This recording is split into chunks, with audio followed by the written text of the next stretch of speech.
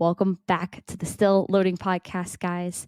I'm excited because this episode we are going to finally discuss the ending and I guess really the game as a whole of Zelda Echoes of Wisdom.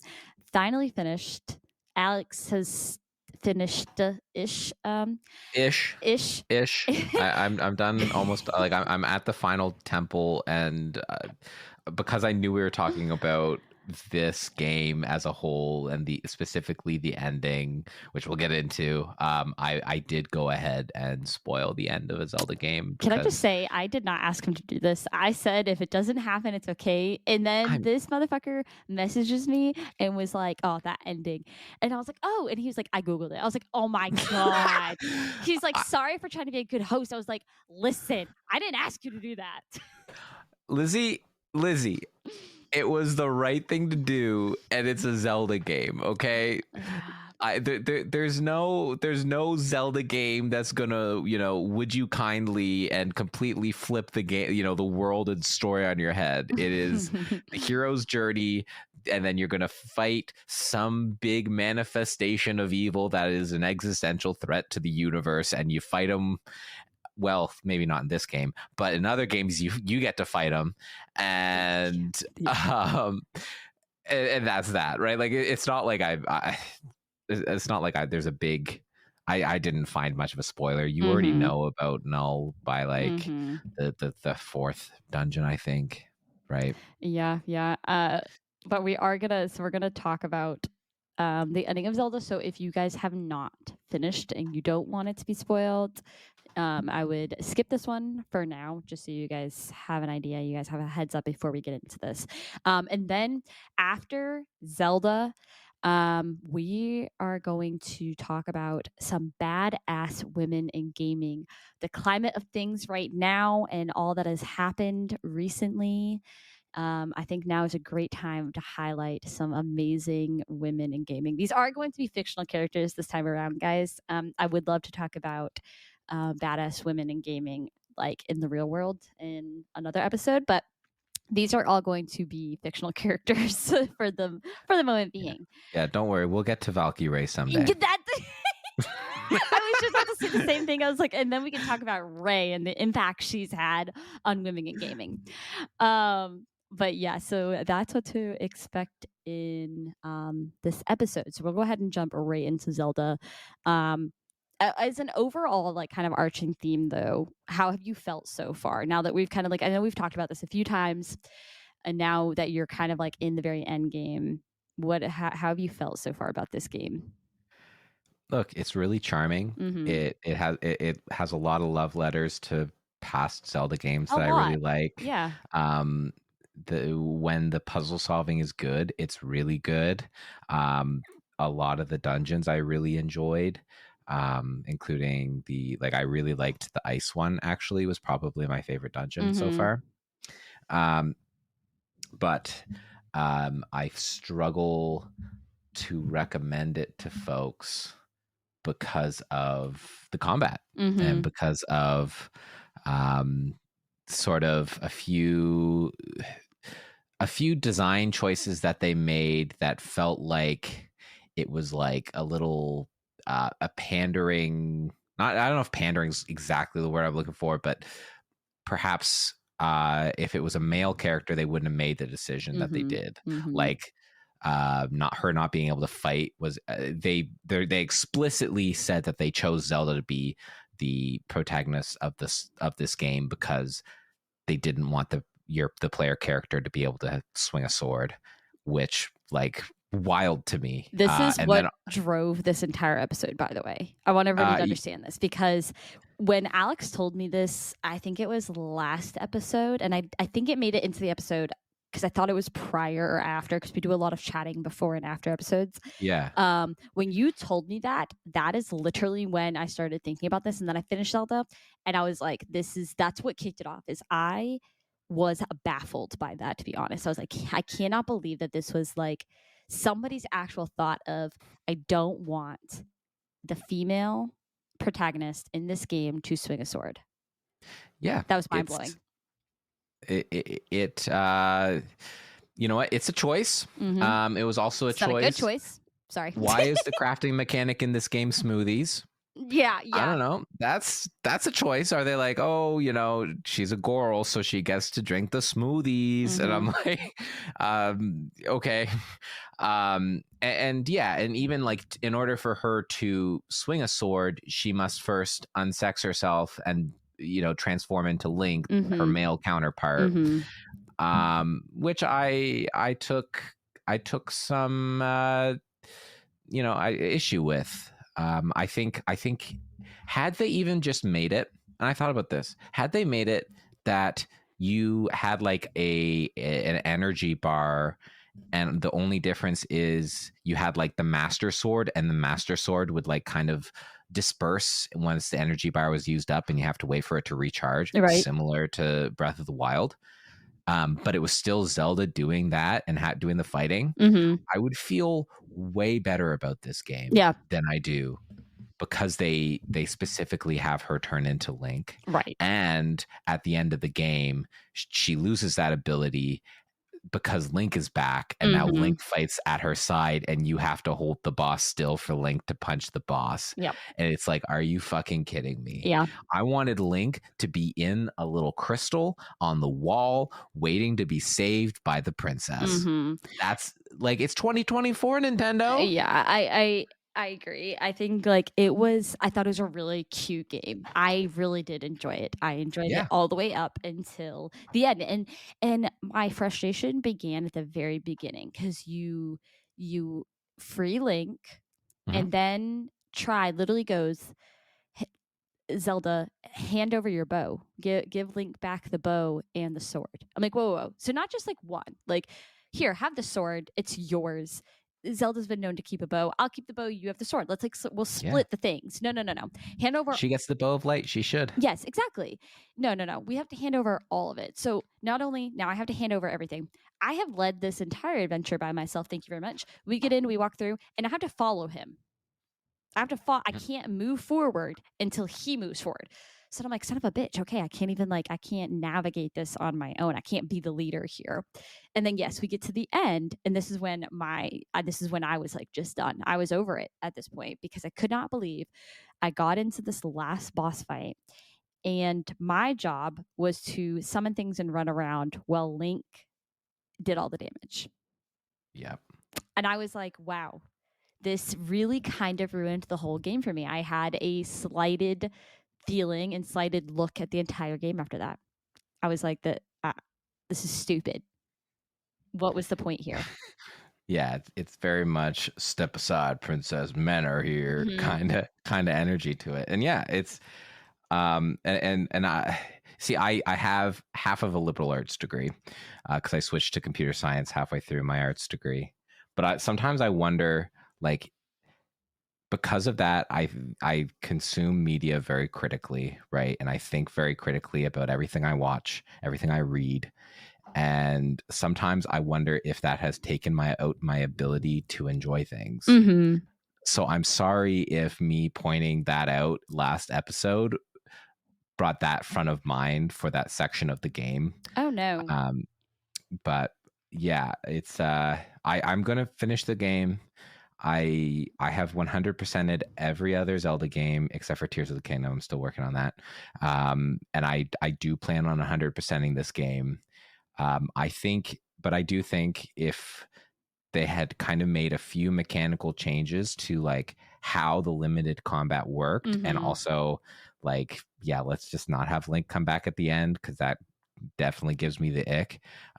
This would have been a top 5 Zelda game of all time for me. And that's another thing. Oh my god, I just forgot about that. That's another thing. The very end too, you go to like pull the Triforce like out of Null. And you can't. And he's like, "I'll come help you, Zelda." And he like grabs you and you pull together. And I'm like, "Bitch, back off. I got this, okay? Like I'm the one with all the power here. I have the Triforce. Link, kick rocks for a minute, buddy." So yeah, I was hoping that like the messaging around this game and like the theming was a little bit more of like a girl power, like Zelda's just as capable as Link, and it didn't really make that landing for me. Especially with them being like, it's finally her time. Like, you get to play as Zelda, and then they kind of dropped the ball, though. And I've wanted this for years. A lot of people have. And I thought they were going to do that with Tears of the Kingdom, where like you could like choose if you're going to play as Link or Zelda. That was because same. The Link character in Tears of the Kingdom had slightly longer hair. So it was like, I think he has like shoulder length hair in Tears of the Kingdom. So I was like, oh, they could easily do that to make it so the animations are the same because they have a similar physique and hair and stuff, right? Right. Very easy to just play as Zelda or play as Link. Yep. And I was like, yeah, why can't you? Mario games you can play as Peach sometimes, or Rosalina, or yeah.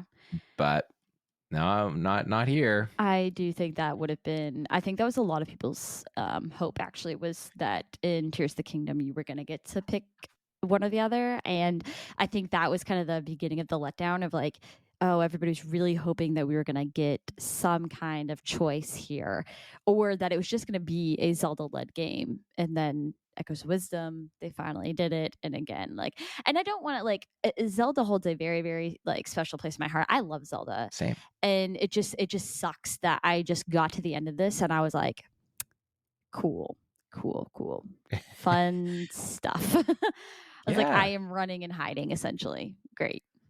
Yeah. It's and you know what? I will say that the try mechanic when it comes to puzzle solving worked better than I thought it was going to work. I was very worried that all of the puzzles were going to be so open that the solutions, there were so many solutions that you could always just use the same one. And granted, once I got the water blocks, I used water blocks for so much of that game, and just broke everything. But there were puzzles that like genuinely required some thought. Oh yeah. And had very limited design space. And there were cool things you could do, but I'm like, why can't I just swing a fucking sword or shoot a bow and arrow, which canonically Zelda does in other games. I felt like the puzzles challenged me more than a lot of the battles. I think if you were able to get a big dude, a big guy in the beginning, you kind of were free reign when it came to a lot of like the harder battles. Like I had one of the, I don't know, he's like one of the metal dudes who swings. Like I got one of the badass ones early on. And then at that point, it was just easy. I could plop him down. It would take care of most of the stuff. I don't think that there was a single boss battle that I had to do more than once. I was able to figure it out in one fail swoop, where there was a lot of the puzzles where I was like, this is okay. Like you said, like I kind of had to sit back and be like, let me think about this for a second. But so I wish, that's another thing, is that I do wish like some of those battles were slightly harder. Like all of it was very, very easy to me.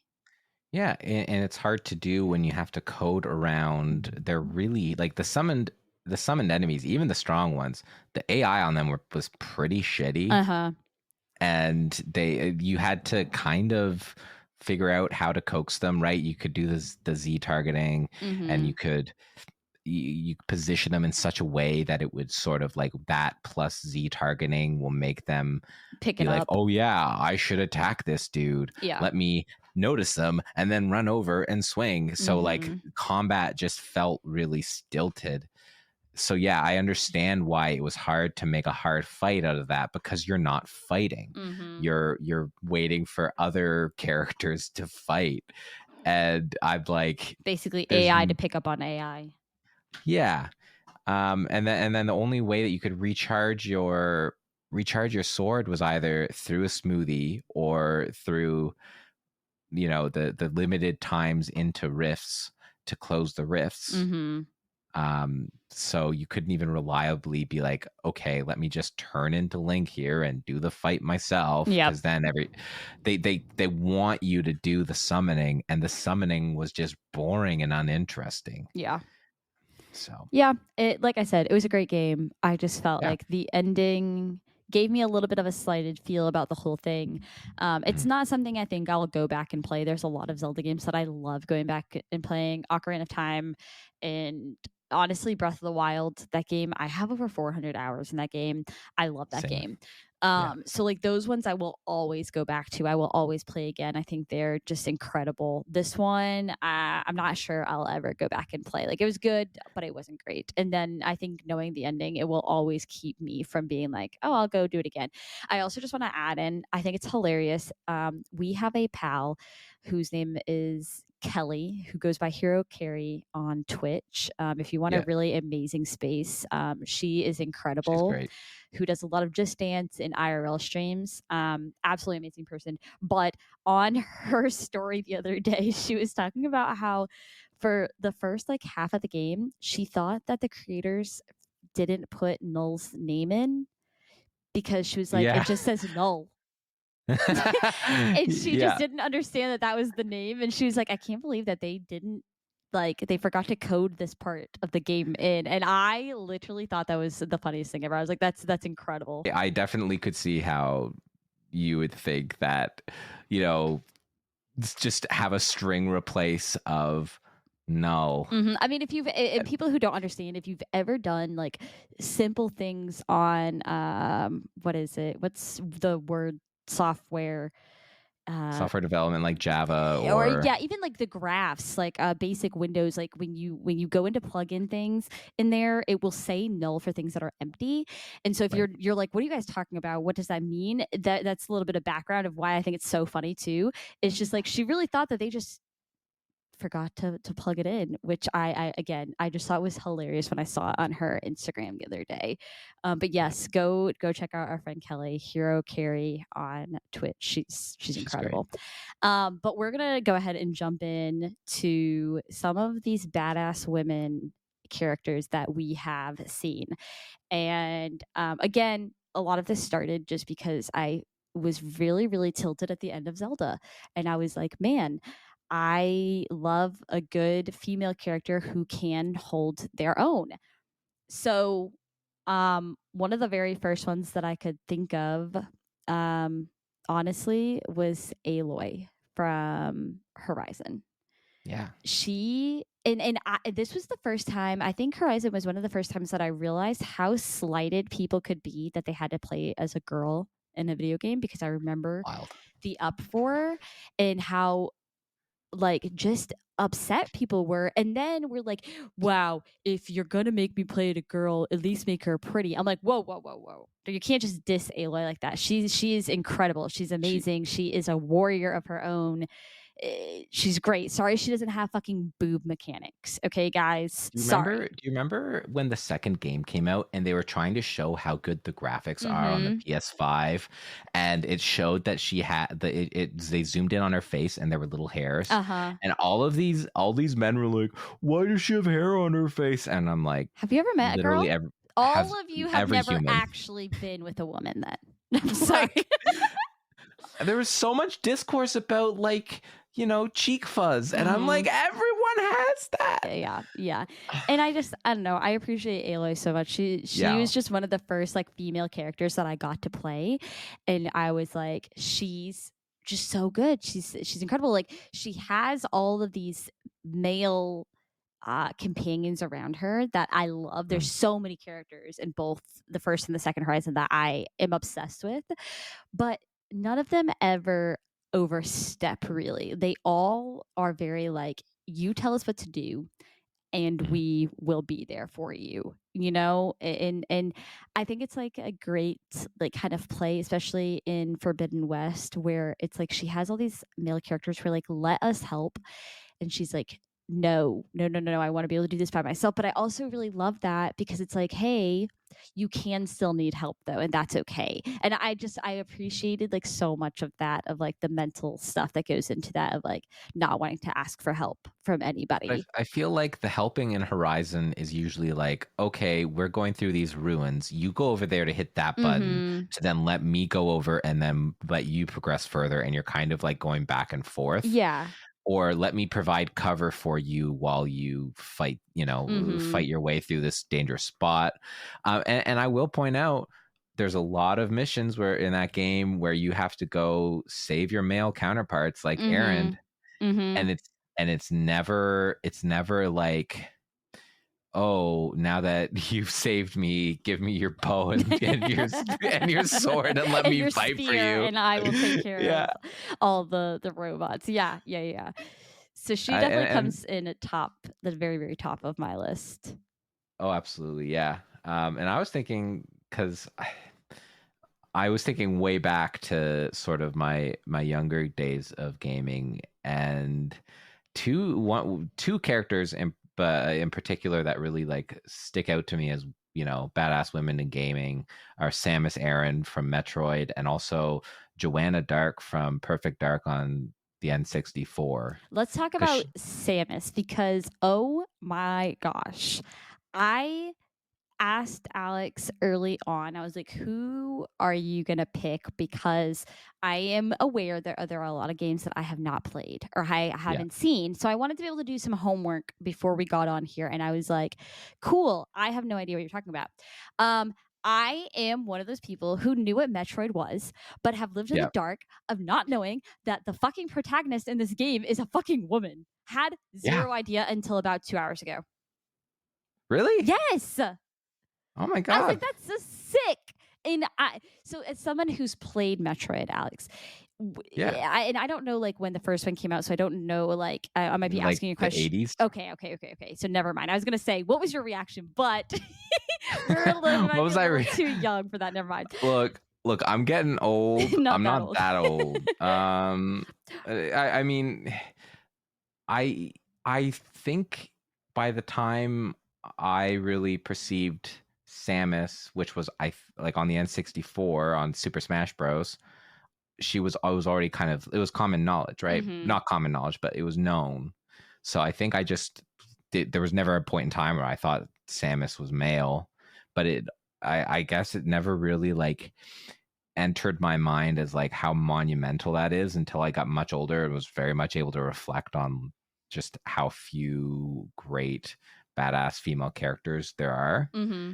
Um, but yeah, I mean, she's a space bounty hunter who goes and um, fights off massive aliens on these deserted planets. I can't think of a much more badass character than Well, that. and she has a lot of like childhood trauma because I was watching some of like the history of it of like her Mhm. parents died. She got like like these people like tried to help like bring her up and everything, and like that alone is a lot to carry. And so then Yeah, you turn into this badass in a suit, and everybody thinks you're a freaking male, and then you're like, haha, surprise, motherfuckers. That's I incredible. actually I actually think when Metroid Prime 4 comes out, you should play it. Is that the one where it's like more like a realistic and it's not like the pixel like Yeah, it's a first okay. person shooter adventure. That's I saw some of the previews for it and it does look really, really cool because Samus in like all the older ones, even so, is like beautiful. Like Yeah. amazing. And then I saw the previews for the new one and I was like, oh wow, they did a good job. She is still gorgeous. Like good for y'all. Yeah.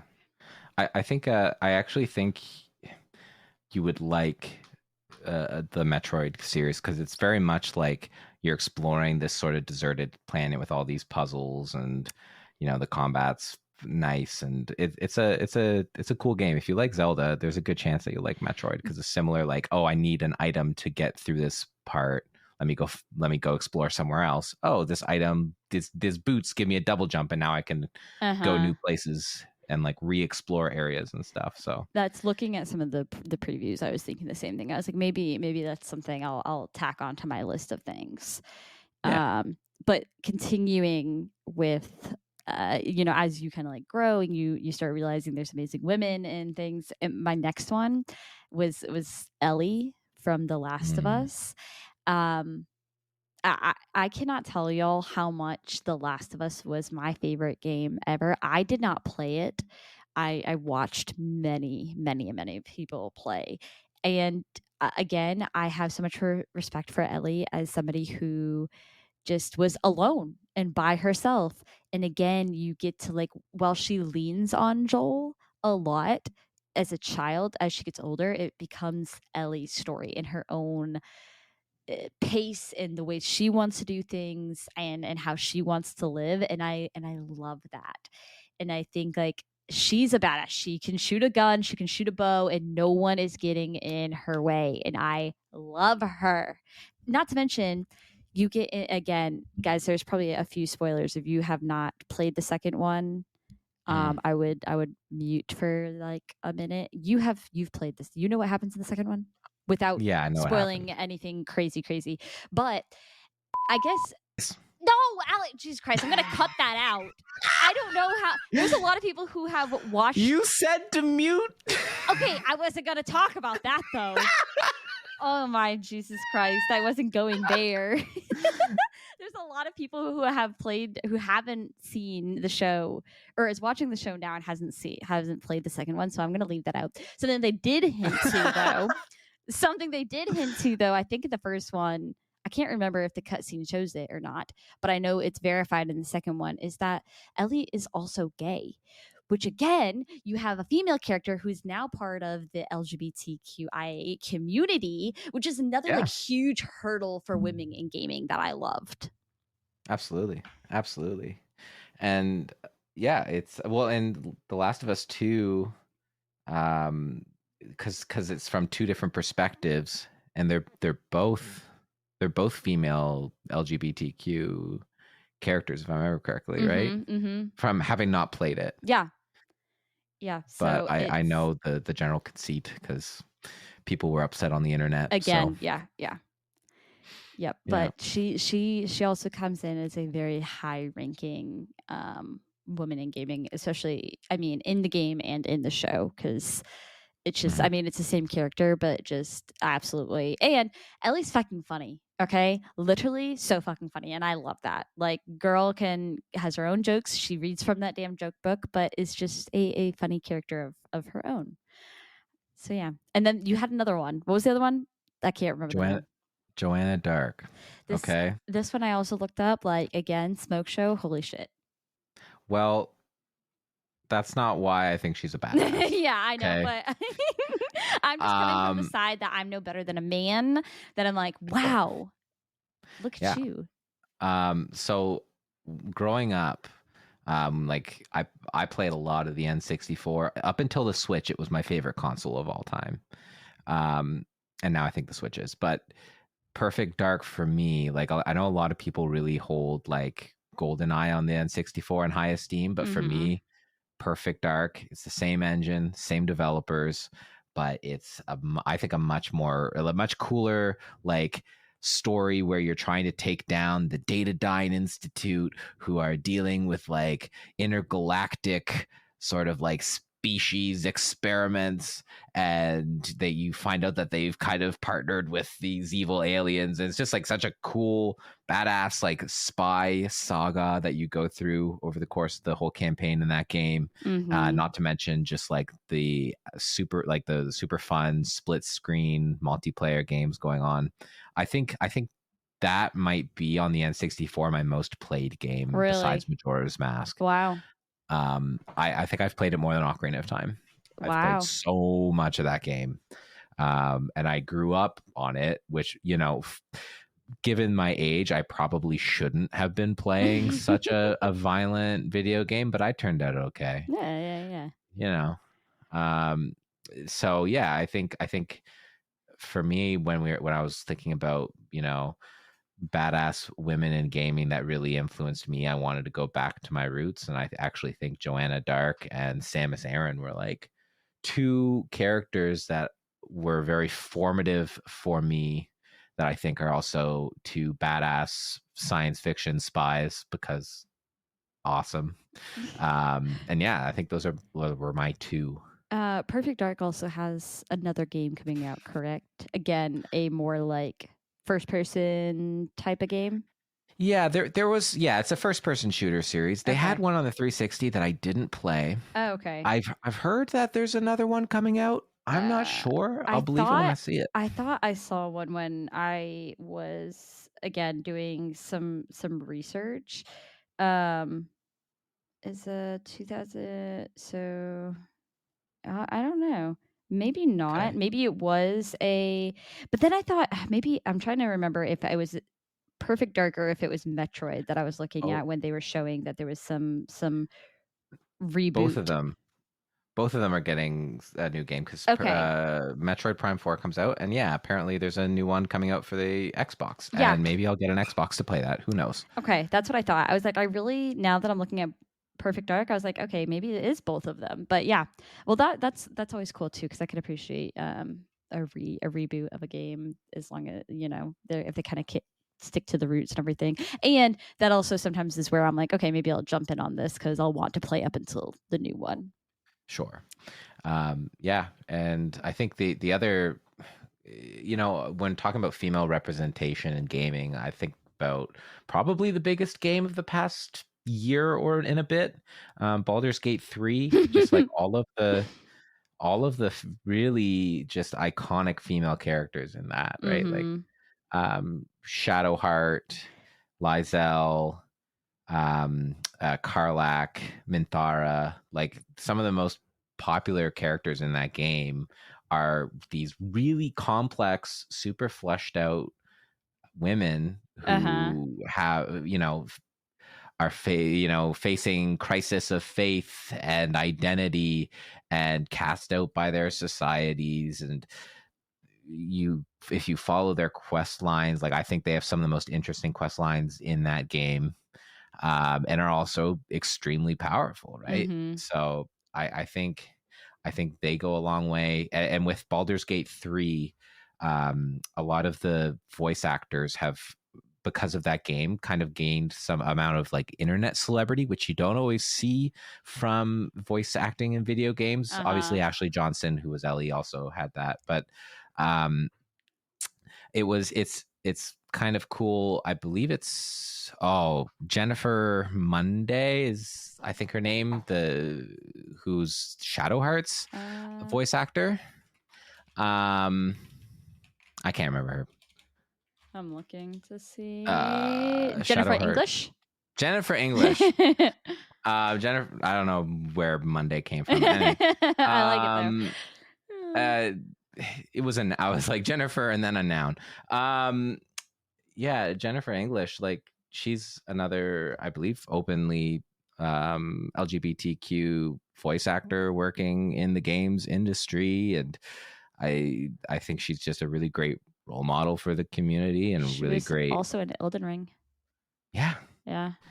So I think she's another really great, Shadowheart and Jennifer English is another really great example of badass women in gaming, both Mm-hmm. IRL and in games themselves. And freaking, I mean, again, yeah, when you're talking about like, who did these people get played as when you're talking like Ashley Johnson being Ellie in the game? I love Ashley Johnson. She's incredible. And watching her work as Ellie, like if you watch any of the behind the scenes stuff, she's Yeah. insane. Like Oh yeah. they have showed behind the scenes of like some really rough scenes where she just can't hold it together because she's like, this is so real to me that it's Mhm. hard for me to act it. And the same with the Bella Ramsey for Ellie on the show, again part of the LGBTQIA uh, group, that it's like again there's so much representation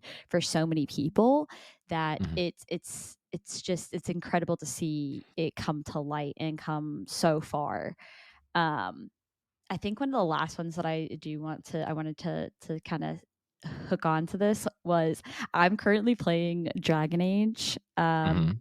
the Veilguard, and I know that there was a lot of like meh, meh, meh, meh, because of the ability to potentially play as a woman, and to my understanding, there's some things that in the game there are some things that really rallied some people up because they can't handle there being other people with different pronouns, and I haven't got to that part, but I know it's there.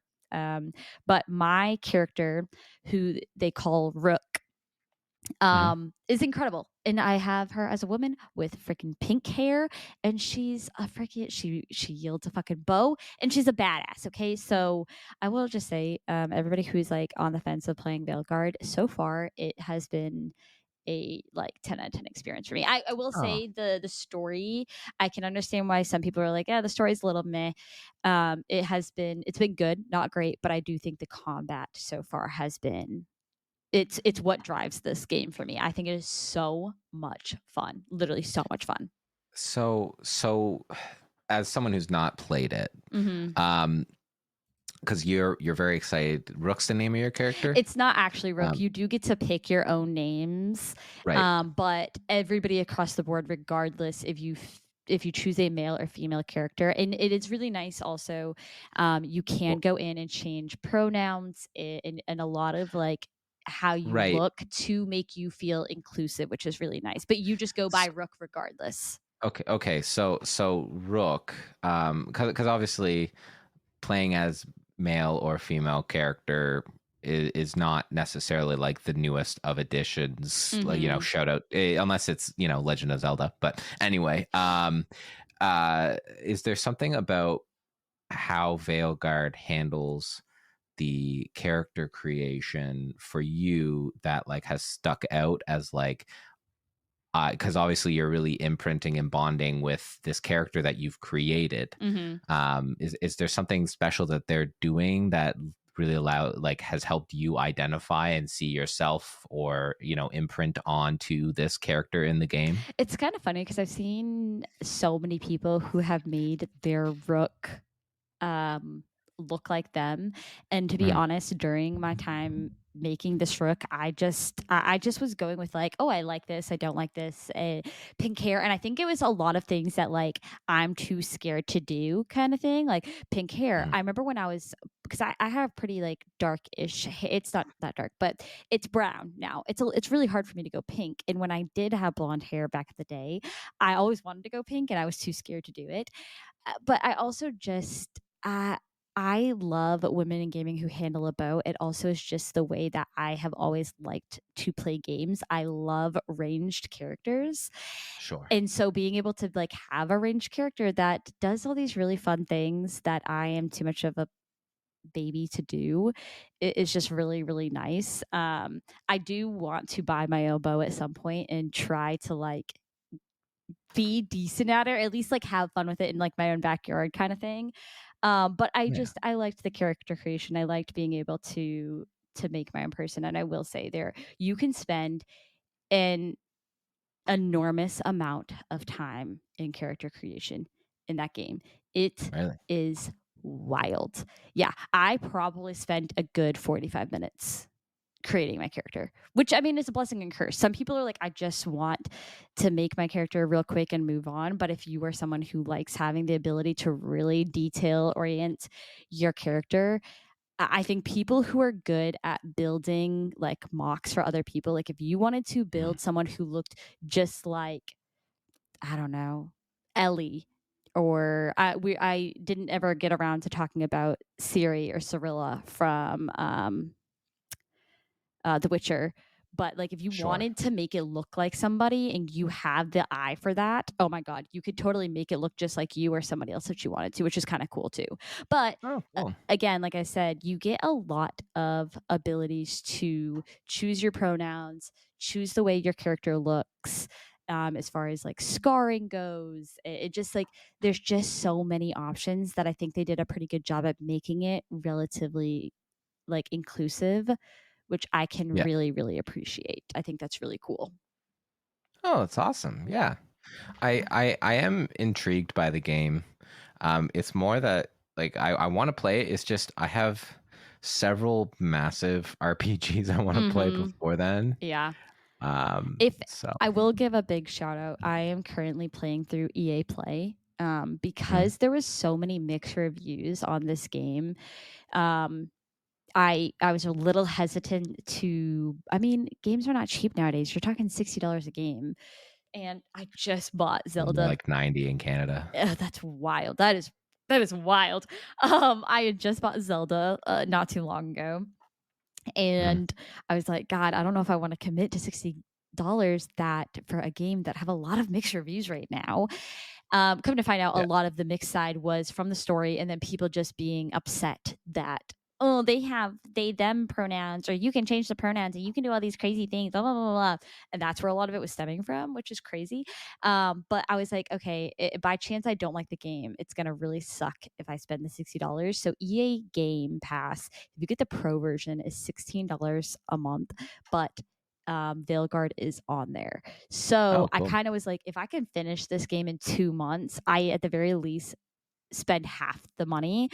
I do kind of think at some point I might end up wanting to purchase the entire game, because I do think this is a game that I will choose a different class. I'll choose, like, you can, of course, there's like different like factions basically that you can choose from. And I might Yeah. choose a different one and try the story over again and see what happens, to see what like kind of changes. But Dude, it's I still so think you need far. to play Baldur's Gate at some point. I When really do. I was playing around with wanting to buy this game or not, my husband said the same thing. He was like, I think you just need to try Baldur's Gate. And he knows my gaming style very, very well. And he is like, I do think that you would enjoy it. And so I think I'm going to put it on the docket. I'm a little bit different. Like, if I have a list of games that I want to play, if something else strikes my fancy, I will put it at the top of my list and everything else will get bumped down one. Sure. So I think I am going to put that on the docket, and we'll see what happens. But for now, Veilguard has my It, 100% attention. for sure. For sure. It's just been a good one. So, but yeah, in the current state of things, we really wanted to just take a moment to appreciate women in gaming and women everywhere. And yeah, just let you know that we're here for you, and the Still Learning podcast stands behind you. But I hope you guys enjoyed this. If there's any other women in gaming that you guys really, really love, please let us know. Um, and yeah, we will see you guys in 2 weeks. Hope you guys have a fantastic Sunday, Monday start of your week. Remember, you guys can find us on Instagram and YouTube, Spotify, Apple, um, uh, what else? Is that everything? Spotify, Apple, I think so. Instagram, YouTube. Yeah, we have kind of the layout of everything. And I hope you guys enjoyed, and we'll see you guys next time. Bye, guys. Bye.